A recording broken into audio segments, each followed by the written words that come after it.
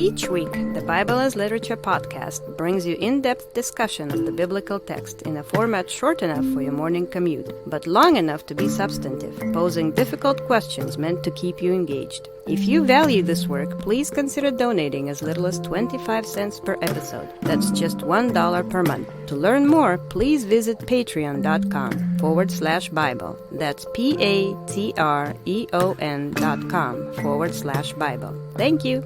Hi, this is Father Marc Boulos with the Bible as Literature podcast. As in the case of the Matthean Genealogy, our understanding of the summoning of the 12 apostles in Matthew chapter 10 depends heavily upon the meaning of names. Not only their meaning, but their placement within Matthew's list and their language of origin taken in context of the broader narrative, all of which is amplified by the importance of the number 12 as a metaphor for the tribes of Israel.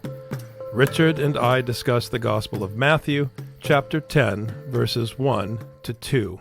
You're listening to the Bible as Literature.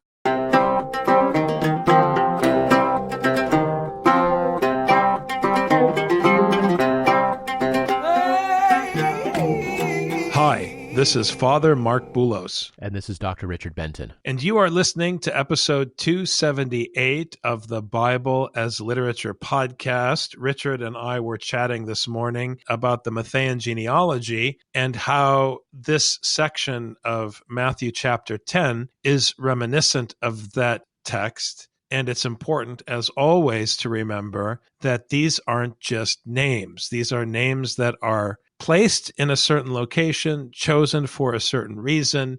These are names that come from different languages, which has significance reminiscent of Paul's juxtaposition of Greek and Aramaic in his letter to the Galatians. And in this sense, we can't just breeze over the first 4 verses of chapter 10. We have to take each name seriously and really push the text to understand what's going on. An author is making a list for a reason.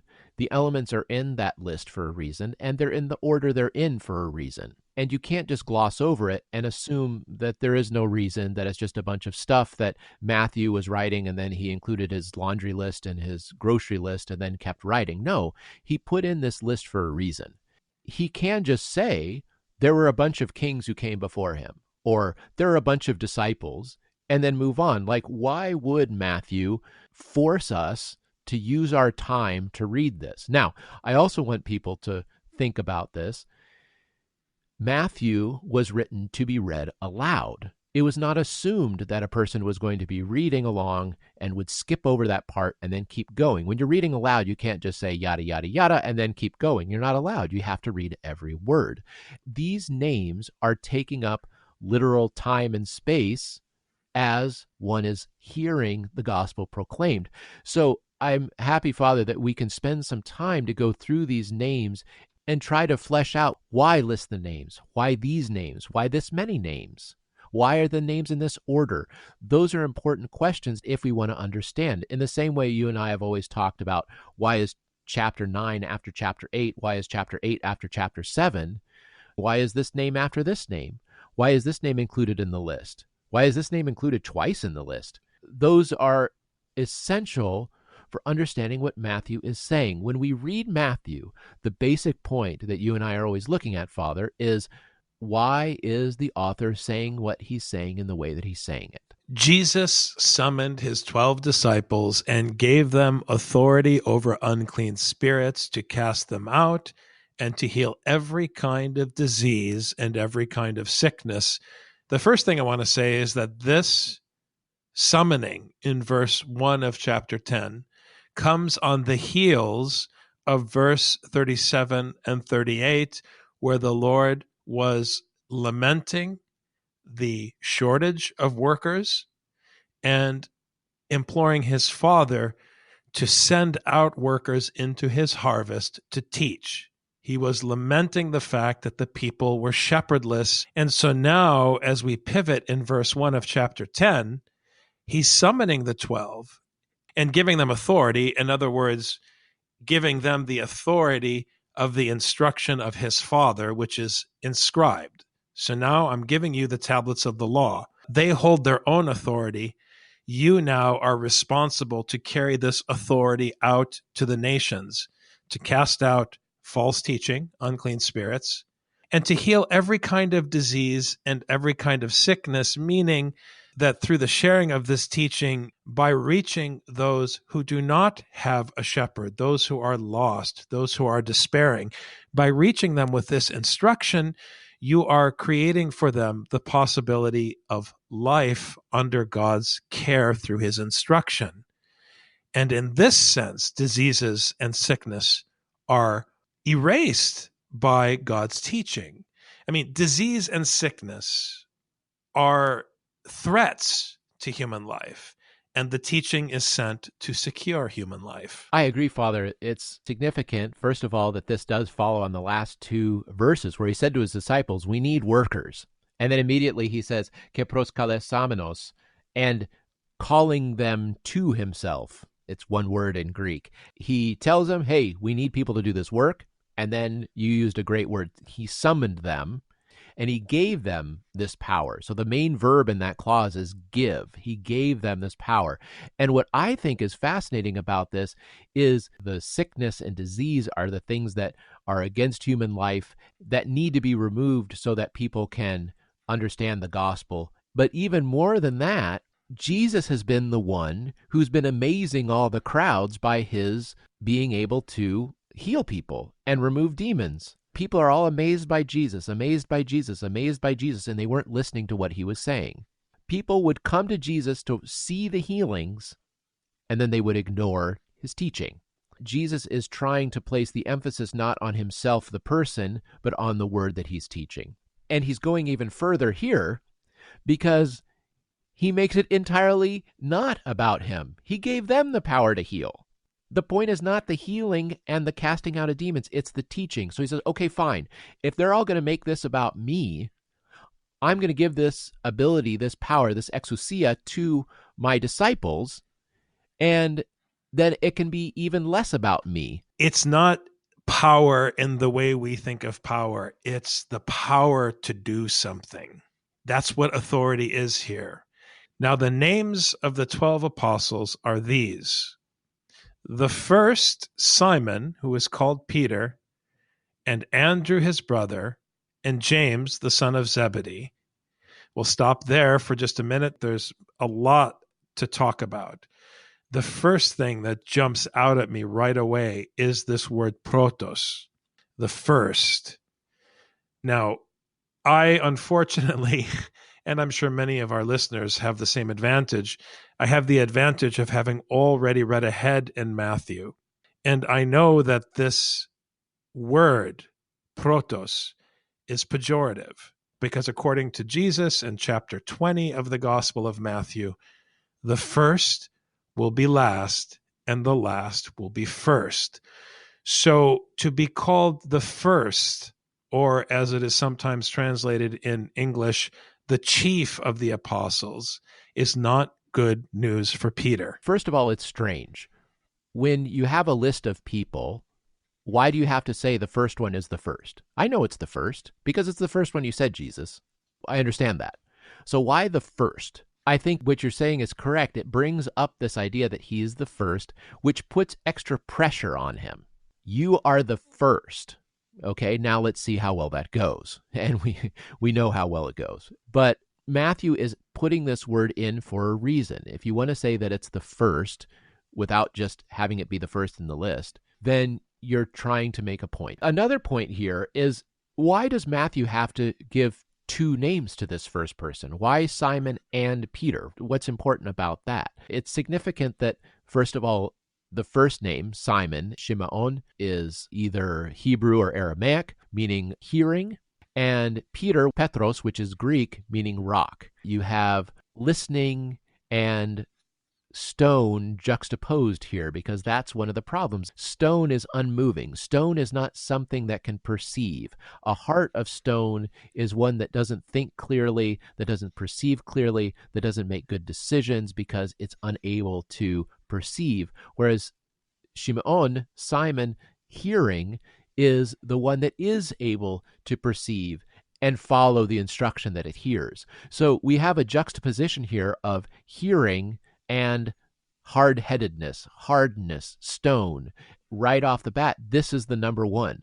The number one embodies the desire to hear, but the inability to act. This name, Richard, always reminds me of Psalm 115. They have ears but cannot hear. They have eyes but cannot see. They have mouths but cannot speak. I mean, this famous passage about idols, about statues made of stone. God desires a heart that is made of flesh, that is malleable, not a heart of stone. You can't inscribe wisdom on a heart of stone. It's closed to wisdom. A stone can also function as a metaphor for human structures in the Bible. So we have to be careful not to extract an abstract meaning for stone. It always depends on how it functions in a particular passage. And here I think you nailed it. You have Israel, which desires to hear, but at the same time in the prophets and in the Pentateuch is repeatedly hard-hearted or stubborn and unwilling to hear. And so now God is taking this metaphor, Simon, who is called Peter, and literally pairing him with a Greek, with a Gentile, Andrew, Andreas, his brother. It's very powerful. You didn't listen to me that the nations were your brother. And now, right at the outset of the 12 tribes, I am naming the second among you as your Gentile brother. Right. So it is interesting that we have the name Simon, who is called Peter. So he is Simon. He is that Jewish name, and his brother is that one with the Greek name. That name, Andreas, comes from the Greek word andros, which means man, not human, but man, specifically a male human. It is, in Greek terms, virtuous and strong and heroic, because to be manly is to be superior. This is the way that Greek virtue functioned. He is paired with this manly person. So you have the one who hears, the one who listens, who is also a rock, but a rock is not a good thing. And the strength of the manly one is also not necessarily going to be a good thing because of the way that Greek virtue is undermined, but also hardness and strength in a worldly sense, like the earthly king, like Alexander the Great, is going to be undermined. That's what we saw in the genealogy in the first chapter. The genealogy in the first chapter was undermining the strength of the run-of-the-mill ordinary kings that you see throughout Scripture. This is undermining the strength and the hardness of stone, of the man, and it's a shot against this idea of what is strong and virtuous. And at the same time, insofar as Andreas is from the Greek term andros, which means man, it also implies that Peter, the Jew, is the brother of men, other men, irrespective of their nation and their tribe. It's very powerful, this playing with names. That's why I said earlier, Richard, it reminds me very much of Galatians, when you have the Greek word for father and the Aramaic word for father pushed up against each other in an epistle where we repeatedly hear Paul stress that there's no difference between Jew and Greek, and that through the gospel instruction, all may call the God of Abraham their father. The same thing is going on here. It's beautiful. And I want to repeat this point. I don't want it lost on our listeners that we're talking about the 12 who represent the 12 tribes. So there is a broadening of God's tent in the names of the 12, and James, the son of Zebedee, and John, his brother. Once again, we have this fateful name, Richard, Iakovos, which is from the Hebrew Yaakub, which we translate as Jacob very often, the son of Zebedee. Now, Zebedee in Greek, Zebedeos, is from the word Zebediah, which means the Lord has bestowed. So James is the son of the Lord's generosity towards Israel. And that's a factual statement. If you look at all of these characters in the genealogy who were not faithful to the Lord's promise, they still enjoyed the bestowing of the Lord's grace. And John, his brother, Jacob of the Lord bestows. It's almost a sentence there with the syntax a little scrambled, but you understand that there's this granting of a gift, and then it's no surprise when the next brother is John, which is Johanna, which comes from chen, which is grace. There's this favor that's given. And so Matthew sets up a tension here. On the one hand, we have the great potential of listening, of God's bestowing, of the favor that the Lord shows to people. But on the other hand, we have the stone, we have the manly one. And then Jacob, of course, should be good as the son of Isaac, but is not as good as he could have been. So we have the disappointment already programmed in here.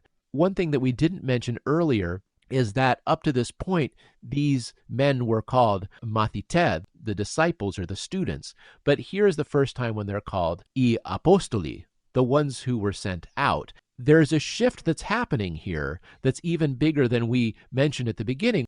Jesus is moving from simply teaching his students. He's now given his students the ability to be teachers. They're the ones who teach. They're the ones who cast out the demons. They're doing the things that Jesus was doing up till now. Everything that Jesus was doing up till now. But whether they're going to be able to carry it out or not in a faithful way, following the will of the Father and the same trust, pistis, that Jesus has, that is a tension that Matthew sets up from the very beginning here, because it's hard to say exactly which direction they're going to go. Are they going to be able to carry it out, or are they not going to be able to carry it out? Are they going to follow Jesus' word, Jesus' teaching better than the lepers that we saw before? Or are they going to fall and betray the teaching that they were entrusted with? Well, we know from the genealogy that Israel failed and ended up in captivity and exile, and the only hope was the gift of Matthew's gospel. And to the extent that already in verse 2, we hear the echo of God's gracious treatment of the line of Jacob, and we recall how they still failed and ended up in exile. To the extent that the genealogy is still functional in the Gospel of Matthew, verse 2 is a kind of foreshadowing of yet another stumbling. But this time, Richard, the Gentiles are included. So in a way, Matthew is saying, look, the law was given to cause Israel to stumble, and now we're bringing the Gentiles in. And we're putting Andrew right next to Peter and putting them with James and John, and they're going to stumble again, which means that now all can receive the law. In some ways, I feel like Matthew is setting up the possibility that Jacob could redeem himself, because this James here, I mean, we get confused in English. Because of accidents of history, we translate Jacob as James in the New Testament, and that's a long story, but it's really Jacob. So when a hearer hears Jacob, the son of the Lord bestows, I can't help but think of Isaac. It's almost we have a new Jacob from a new Isaac that hopefully is going to be able to perform his duty better. Matthew sets us up with this kind of hope. Now, we'll see how it ends up. We know it doesn't end up so great. But Matthew sets up this tension, and this chapter is key for understanding what the tension is going to be, because Jesus is turning around and saying, this is not all about me. It's never been all about me. Everyone's misunderstood it. I'm going to force everyone to understand that it's not all about me. But then once he does, he sets this mechanism in motion. Is the mechanism going to be spreading the teaching as it's supposed to, or is it going to fall away from the teaching because of a lack of trust? This is key in the narrative of the literature for this shift between Jesus being the sole teacher to his students becoming the teachers as they are sent out as apostoli, as apostles. That's a good place to stop, because next week in verse 3, we'll see how Jesus, the teacher, is sending out his disciples to counteract the militaristic endeavors of Philip of Macedon and his son Alexander the Great, which becomes clear in the choice of names in the New Testament. Thanks very much, Dr. Benton. Thank you, Father.